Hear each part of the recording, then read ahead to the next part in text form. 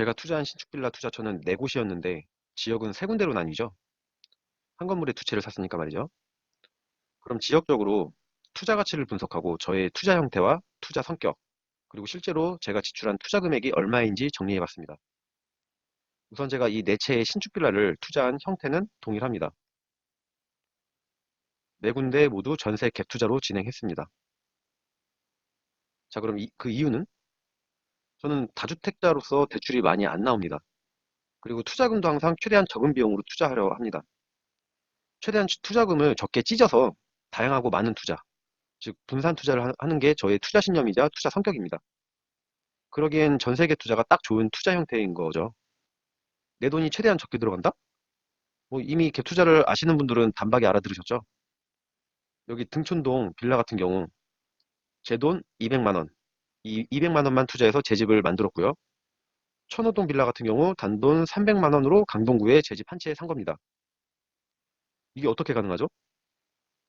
우리 전세 세입자분들께서 저 대신 이 빌라들의 집값을 대신 치러주죠.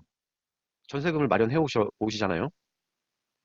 세입자분들은 자기 돈을 최대한 모아서 가져오시던지 아님 뭐 전세 대출을 받아서 갖고 오시던지 또는 뭐 부모님께 돈 좀 보태달라고 해서 전세금을 갖고 오시던지 아무튼 어떻게 해서든 돈을 준비해 오죠.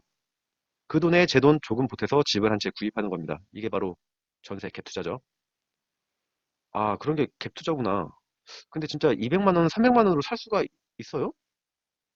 집값이랑 전세 가격이랑 차이가 그렇게 적게 날 수가 있어요?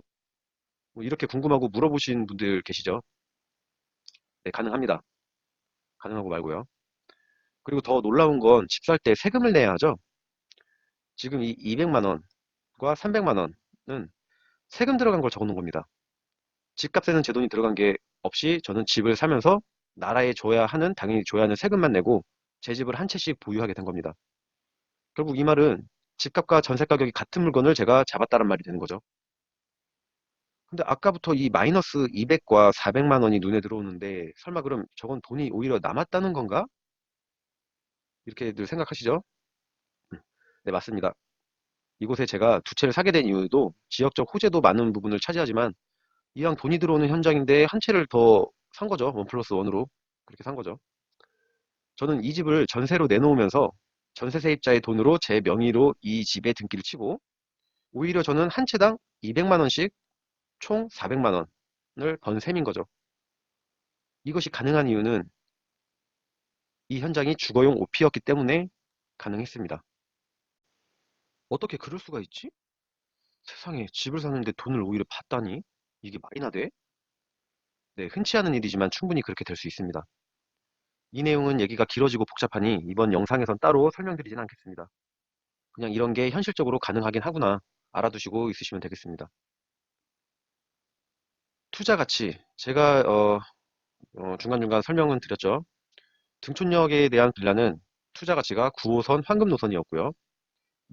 신도시 마곡지구의 반사 이익을 기대할 수가 있었고요. 강서구 자체가 미래 가치가 저는 상당히 높게 평가합니다. 그리고 천호동 빌라 강남 4구가 됐죠. 강동구가요. 집값 많이 오르고 있고요. 지금도 한강과 올림픽대로 뭐 강변북로 그리고 뭐 천호역까지 나가면은 또 없는 거 없이 다 있고 한강 공원까지 있었고요. 입지 자체가 좋습니다. 그리고 의정부 주거용 오피스텔, GTX 신호선 엄청난 이거 수혜지죠. 그리고 그 바로 밑에 동네 창동의 대규모 개발로 반사 이익이 기대가 됩니다. 무조건 이거는 무조건입니다. 이거는. 그리고 이 모든 신축 빌라를 저는 무조건 장기 투자를 보고 갑니다. 여기서 집값 떨어질 거란 두려움과 그 정보에 세뇌당하신 분들은 이해가 안 가실 부분인데요. 한참 앞전부터 말씀드렸죠. 저에겐 부동산 3대 압요소가 없다고요. 뭐 빌라 사면 손해본다. 빌라보단 아파트. 뭐 그리고 이 집값 떨어질 텐데 집값 떨어지면 어쩌나. 이 3대 암적인 요소가 없으니까 장기 투자를 한다는 겁니다. 이 집값 떨어질 건데 떨어지면 어쩌나 이러신 분들 중에 정말 최고로 심각하게 노출되신 분들 중에선 빌라는 사는 순간부터 계속 집값 떨어진다라는 궤변을 늘어놓으시는 분이 가끔 있으십니다. 이런 분들을 위해서 제가 잠시 뒤에 빌라들의 실거래가를 확인하면서 치명적인 바이러스를 조금이라도 치료해 드려 볼 건데요. 잠시 후를 기대해 주시고요. 아무튼 다시 돌아와서 저는 신축 빌라를 장기 투자 목적으로 투자 성격이 저는 신축빌라는 장기 투자 성격이다. 이 성격으로 분양을 받았습니다. 대부분의 일반인 분들이 신축빌라를 샀다가 몇 년이 채 지나지도 않아 되팔면서 꼭 손해봤다는 둥, 뭐 겨우 조금 남기긴 했다는 둥, 그냥 손해만 안 보고 판 게 어디냐는 둥, 이런 말들을 할 때마다 저는 말씀드립니다. 당신이 그렇게 샀다가 지금 시점에 그렇게 파니까 그런 거라고요. 많은 사람들이 착각하고 잘못 이해하고 계신 부분이 바로 이 부분입니다. 집을 샀다가 짧은 기간에 이득을 보고 팔아야겠다는 생각, 이 부분이 잘못 이해하고 잘못 생각하시는 부분이에요. 물론 간혹가다 드물게 운이 좋아서 어떻게 집을 한 채 샀는데 그 주변에 갑자기 엄청난 호재거리가 발표가 돼서 집값이 껑충 뛰는 경우가 드물게 있긴 합니다. 이건 말 그대로 운 좋게 드물게 있는 경우고요. 보편적으로는 부동산 시장은 장기적인 투자처입니다. 투자 성격이 애시당초 부동산 시장은 장기적인 성향이 강해요. 시간이 길어지면 길어질수록 천천히 안정적으로 오르는 투자처가 바로 이 부동산 시장입니다. 만약에 짧은 기간 보유했다가 매도해서 돈을 많이 벌고 싶으시다면 주식 시장으로 가시는 게 맞습니다. 주식은 단기 투자와 장기 투자 모두 가능한 시장이죠. 그런데 선뜻 주식을 하실 엄두는 안 생기죠. 왜 그럴까요? 뭐 이미 주식에 대해서 다들 알고 계시겠지만 주식 시장의 가장 큰 장단점은 하이 리스크, 하이 리턴입니다. 즉, 위험 요소가 클수록 이익도 커진다란 말이죠. 반대로 부동산 시장은 웬만해선 큰 손실이 없는 꽤나 안정적인 투자처입니다. 큰 손실, 위험이 적은 장기적 성향이 강한 시장이 부동산 투자처인 거죠. 거기에 정말 나의 노력과 열정으로 꼼꼼히 분석해서 투자하면 큰 이익도 충분히 생기는 매력적인 시장입니다. 제가 질문 좀 해볼게요. 집을 샀다가 꼭 팔아야 합니까? 뭐 이사를 갈 일이 생겼다고 굳이 꼭 팔아야 하나요? 전세나 월세를 놓고 나가시면 분명 훗날 좋은 일이 벌어지긴 할 건데 굳이 왜 손해까지 보고 또는 이득을 보지도 못하고 팔지 못해서 안달이 나서 왜 다급하게 처분을 하고 나가시나요?